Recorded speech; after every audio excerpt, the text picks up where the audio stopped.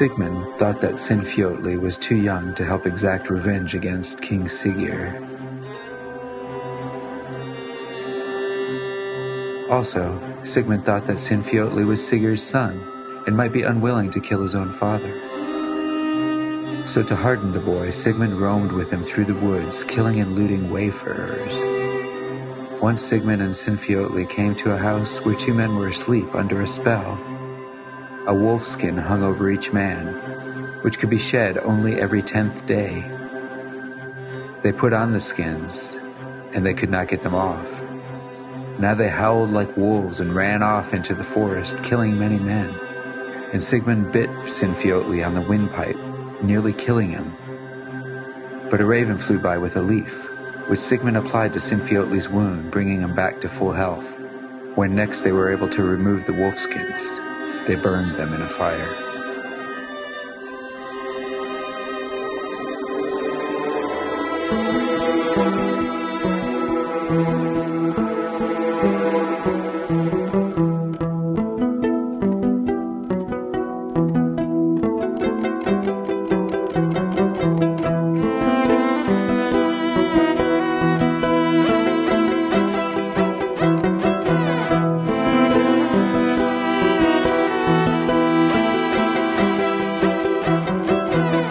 Lovely listeners out there in the hinterlands. Welcome back. I'm Roq, and this is my co-host Max, and we're going to be your guides as we traverse the halls of all things supernatural here at Nightmares and Daydreams.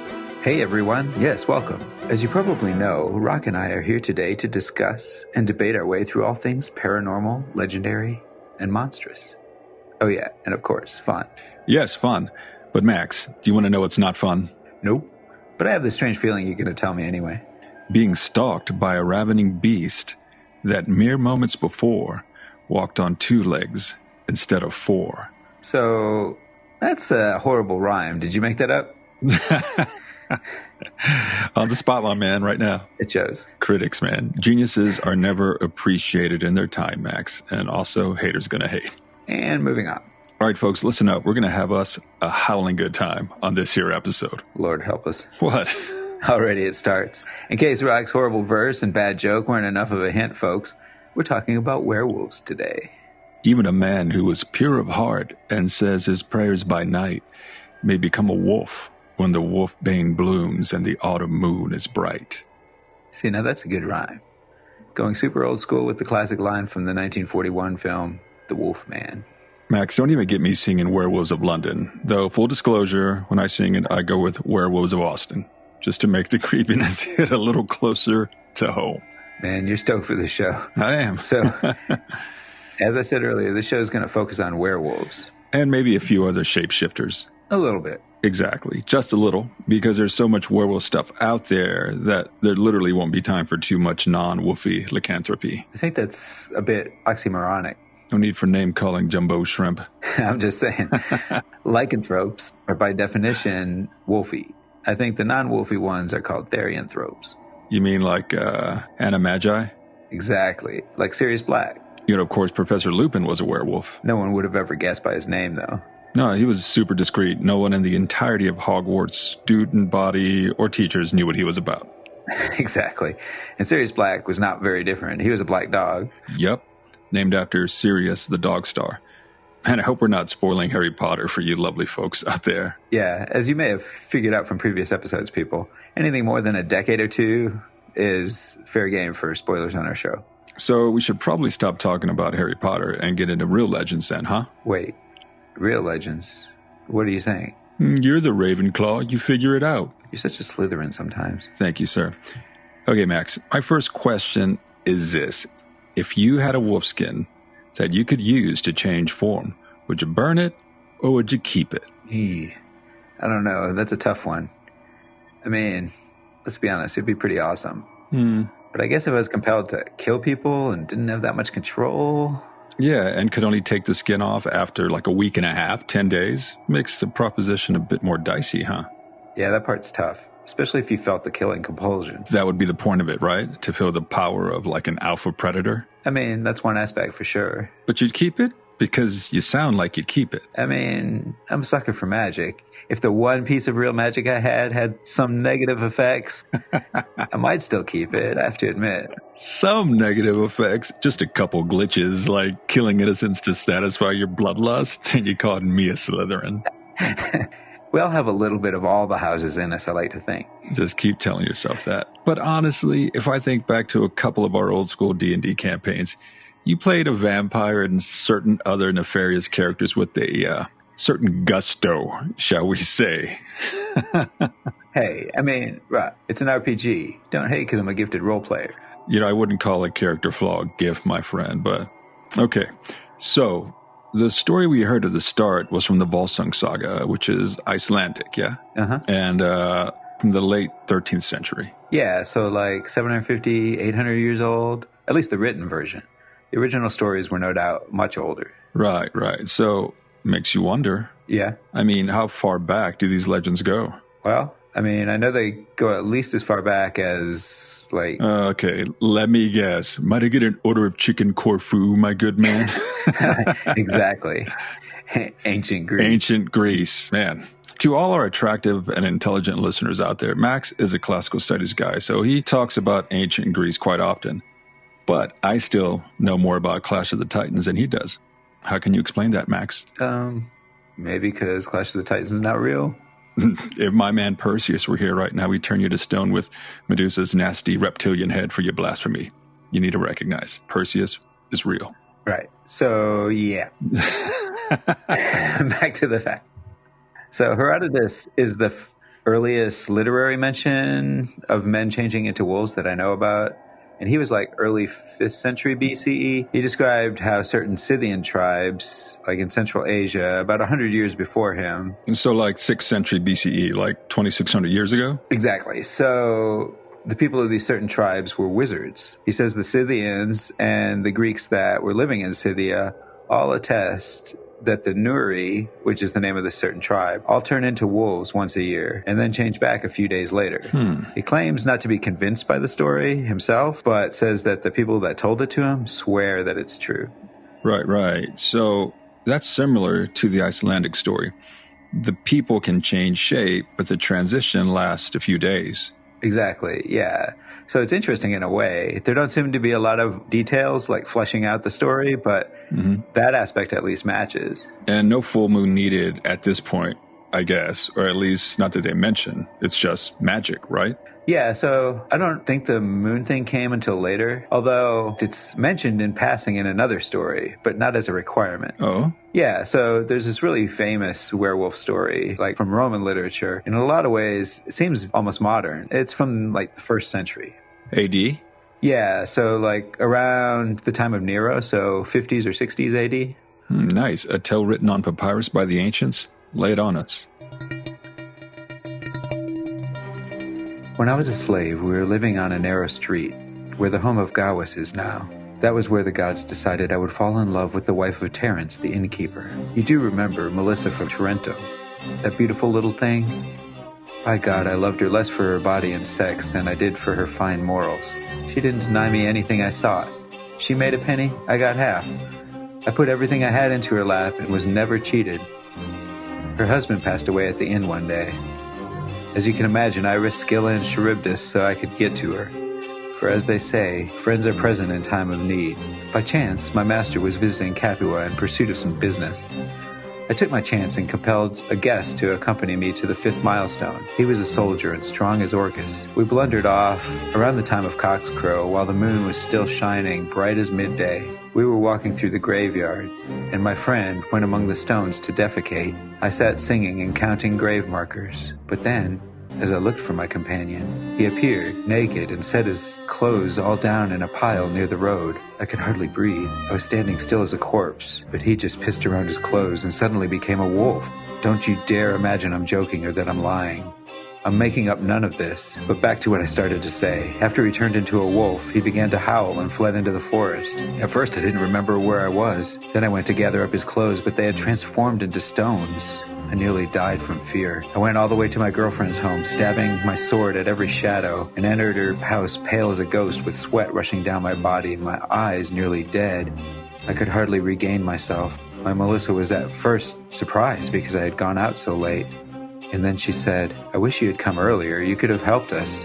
A wolf entered the house and spilled more blood than a butcher. He escaped, but he didn't get the last laugh. An older slave tore his throat with a spear. Once I heard these words, I couldn't sleep any longer. At first light, I fled the home of Gaius.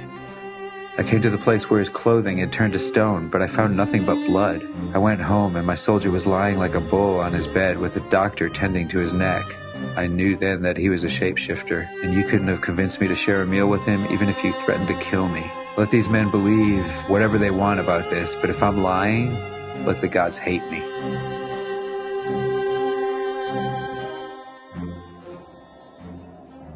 Lots of interesting details in that story. I love the part where the werewolf pees around his clothes. In fact, I recall reading a Brujas story involving 3 witches peeing in a circle around their father. Who knows what it meant, though? Yeah, seriously. So interesting in regard to the Brujas. I seem to recall a movie where a werewolf peed on something. Mm-hmm. Yeah. Jack Nicholson did that in Wolf. Remember when he peed on James Spader's shoes? Yeah, now I remember. I love that.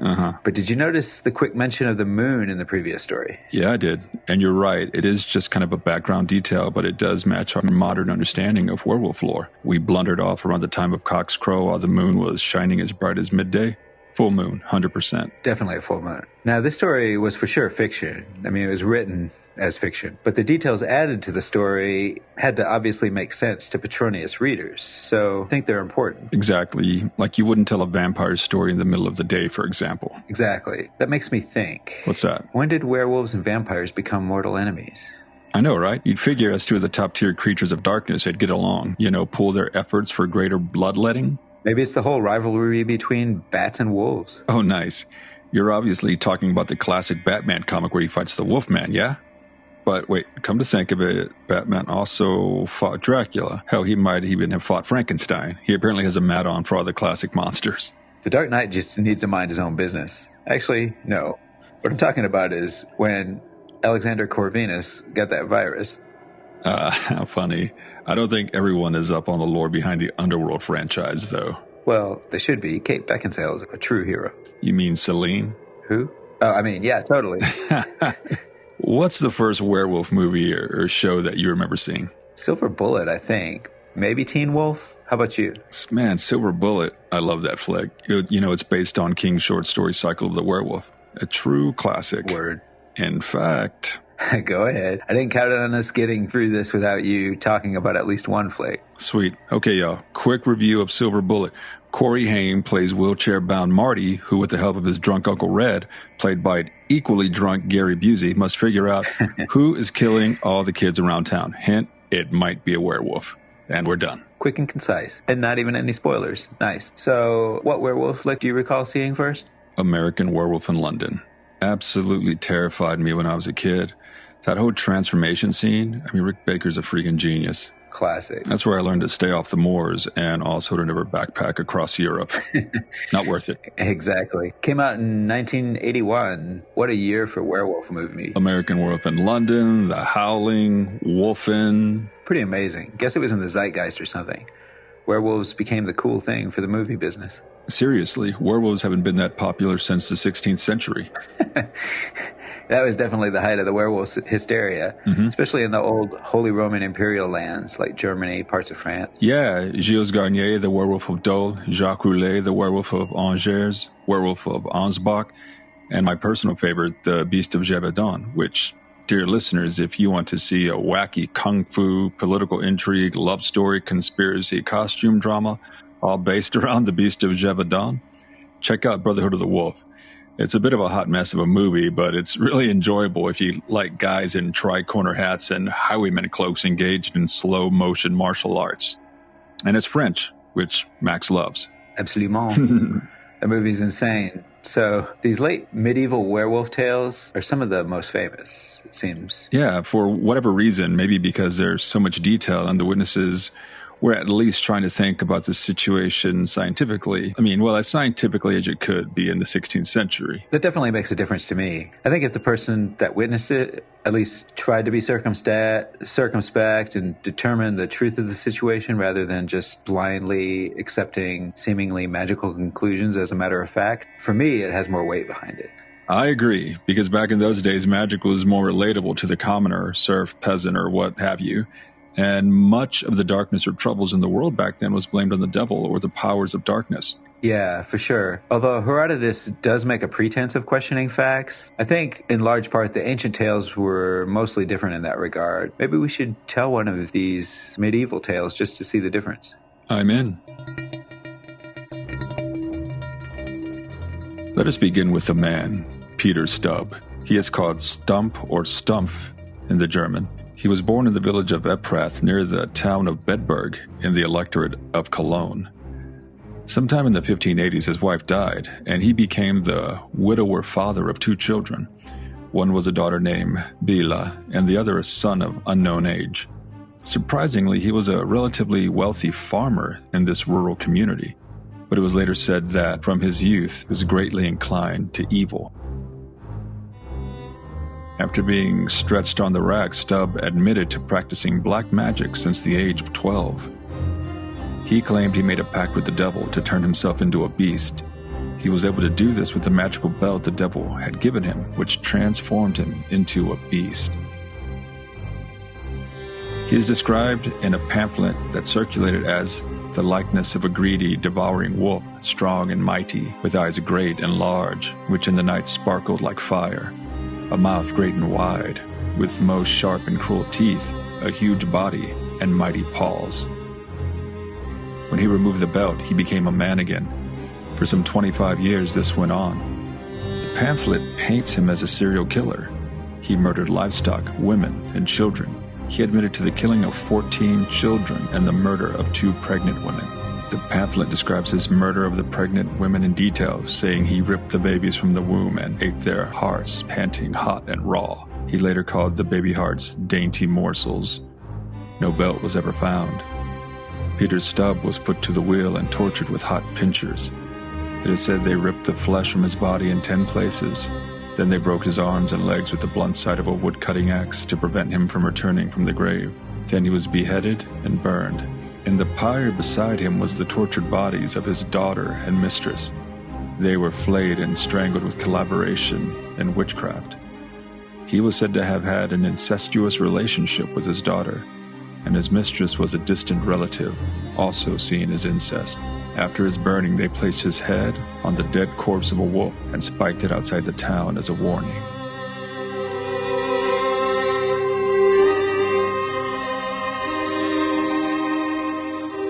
So, I've heard of a belt of giant strength, but that was something else entirely. Yeah, more like a hat of disguise, I think. Or a polymorph potion. Okay, so you didn't want to burn the wolfskins earlier, but what do you think now? I mean, I don't want to get tortured. I think you're missing the point. Wait, what are you asking me again? Would you wear the belt and eat dainty morsels? Well, no, I mean, of course not. But let's be honest, that confession was kind of sketch. True, it was extracted with some pretty horrible torture. But on the other hand, someone was killing those people, right? And presumably the killings ended, or at least there's no record of them continuing on. And even if a modicum of what they accused Stubb of was true, dude got what he deserved. Okay, fair enough.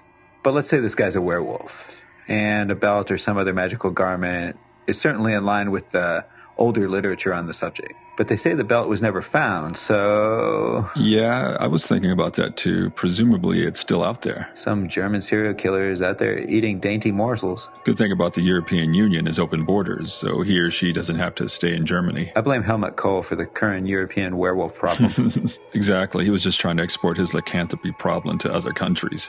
You know, the other part of the missing wolf belt is that Dark Woodsman, where the devil simply took the belt back and passed it off to some other evil schmuck. Interesting theory. So let's talk about the nature of werewolves for a bit. Sounds good. So what are their weaknesses? Is silver like the only thing? Actually, the silver bullet or silver weapon as a means of killing a werewolf is pretty much a complete Hollywood fabrication. I don't know, man. I've seen a lot of werewolves killed by silver bullets. How do you explain that? Max, unless you're a werewolf hunter on the sly, those werewolves were killed in Hollywood movies. But doesn't that seem a little too convenient? Well, it was in the script, so... Okay, so if silver doesn't do it, what does? Wolfsbane could be used to form a potion or medicine, which, according to the ancients, would cure the disease. Hence the name? I believe it was used on poison arrows to kill actual wolves by the Greeks, and that's where the name lycotonum comes from, which translates to wolfsbane. Poor wolfies. You probably wouldn't think that if you're an ancient farmer with a bronze machete or a wooden quarterstaff. Maybe not. Okay, so what else? There are apparently references to surgeries performed. That's kind of weird. I wonder what they do. Cosmetic mostly, probably. Yeah. Sicilian folklore held that if you struck a werewolf in the forehead with a knife, it would be cured. I mean, if by cured you mean dead, then yeah, pretty good folk remedy right there. Yeah. You just use it once. Works every time.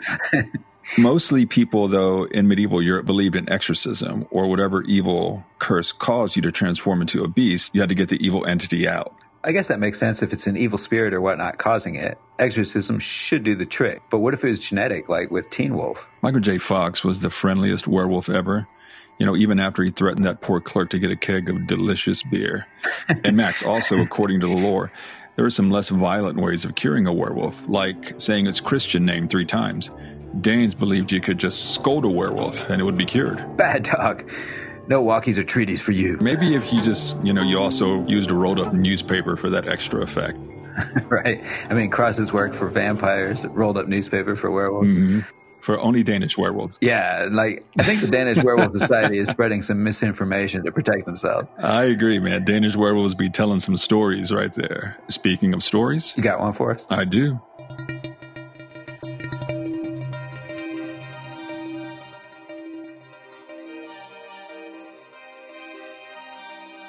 Situated on the Elbe River, the ancient fortress town of Magdeburg in Prussian Saxony, with its stone walls, cobblestoned roads, and steep-roofed houses, seemed a safe haven against beings of the elder world. But this tale shows that even guard-patrolled walls and streets can be little protection against the creatures of the night. The first child went missing in January when the town canals were iced over and harsh winds came down from the wolf-haunted Harz Mountains. Authorities found nothing, only an open window and an empty nursery. The next night, another child went missing from another house, and then another the following night. No sound was heard. Nothing was amiss, save for the children themselves.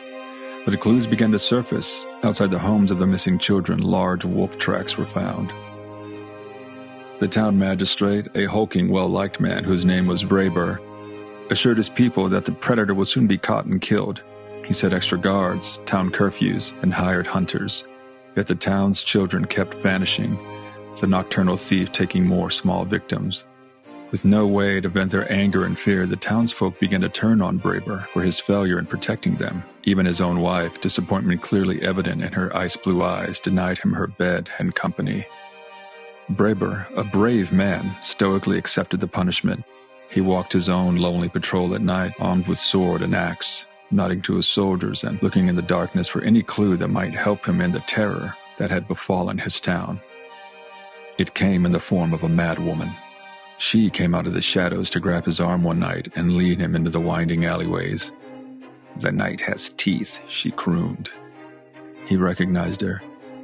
She had been the first mother to lose her child, and that loss had unraveled her mind. "Come, I'll show you. The night has teeth." She led him outside the city to snow-covered fields, through an old hunting trail he had used many times himself.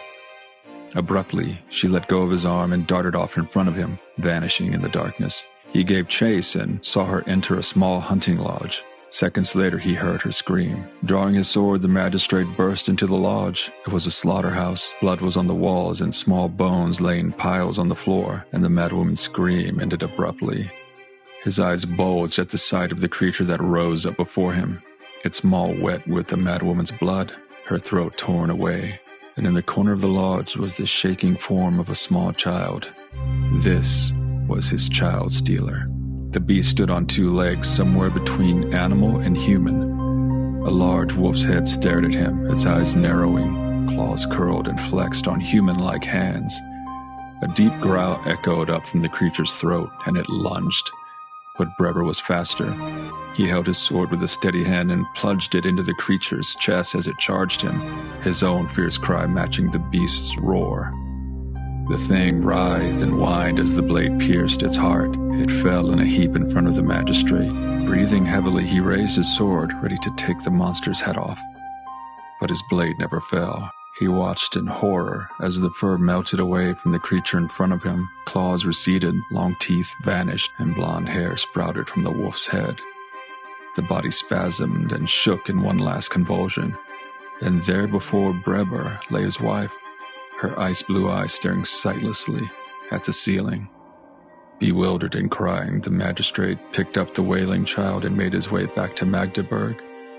The kidnapping ceased, and he never spoke of his wife again. Yet the old ones did. They told of a trip that autumn that Breber and his wife had taken into the Harz Mountains. There, it was whispered, she had drank from a mountain pool and paid a horrible price. The waters of this pool sprang from an ancient source, the old ones said, from deep within the earth where some dark magic had infested the water, poisoning it. One drink would infect a person, making them forfeit their humanity and take the form of a ravening beast when the sun went down and wolves howled in the cold of the Harz Mountains. See, this is why I'm all about bringing my own water and not drinking out of magical mountain pools. No matter how beautiful or tempting they might look, right? Yep. And if you listen to our Hags episode, you'll know that the lonely mountain pools are actually the preferred location of many a water hag. You are right, my friend. Peg Powler herself might be lying in wait, ready to pull you down into her watery lair. Or, if you're lucky, you might just get turned into a werewolf. Yeah, so either way, stay away from the ancient water sources, people. Bring your own fluids, all right? Let's play it safe out there. Or at least filter the water. You know, that helps. At least. So, might work. We've talked a lot about European lycanthropes. What about shape changers in other cultures? Didn't some Native American tribes have similar beliefs? Yeah, most definitely. For example, the Navajo believe in witches that can change into wolves, kind of like those Scythian wizards or the Norsemen, by putting on a wolf skin. And I believe in Haiti, there are wolf spirits called the Jeux Rouge, which is like red eyes, which possess people and turn them into what are basically werewolves, cannibalistic, violent killers. Friendly. And they're known for tricking mothers and taking their children away. Yikes. In Mexico and Mesoamerica, the Nahuwal is a person who made a pact with the devil. Like old Peter Stubb. Exactly, but the Nahuwals can be either good or evil. Just depends on their personality or the person. So it seems like maybe if you made a deal with the devil, that might actually already say a little something about your personality. Yeah, true. But other pre-Columbian traditions seem to say it's an inherited trait. Like Teen Wolf.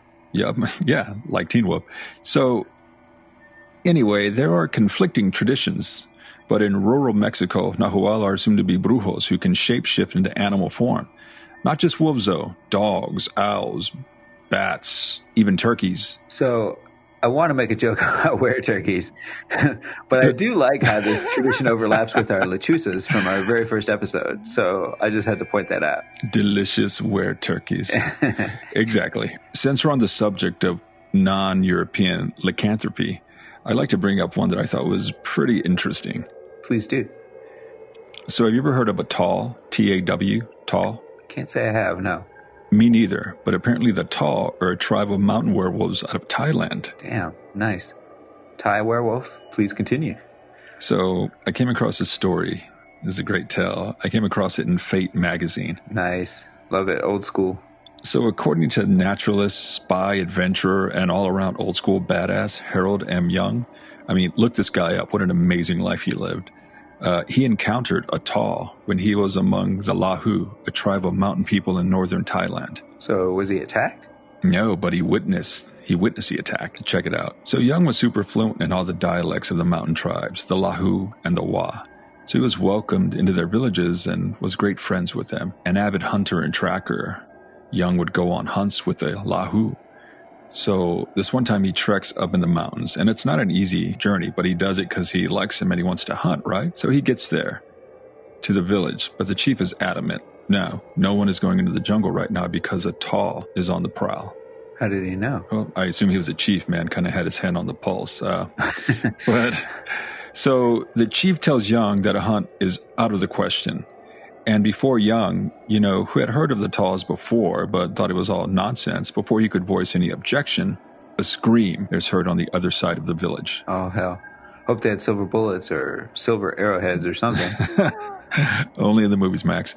Well, Young immediately unstraps his pistol and darts in that direction, homing in on the screen.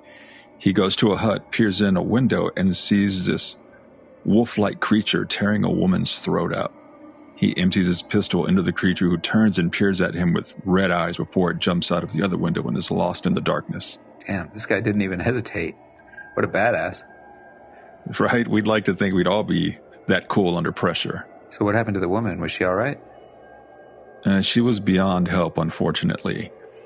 But the next morning, Young and the other hunters, who were scared out of their wits, by the way, they go to the scene of the crime and notice blood outside the window in the foliage. Young was certain it was the blood of the beast because he was certain he had hit it, and he wanted to track it. So he and the Lahu warriors track it outside the village, but then the trail loops back in and enters the village on the other side. Oh, hell. It's a villager, right? Yep.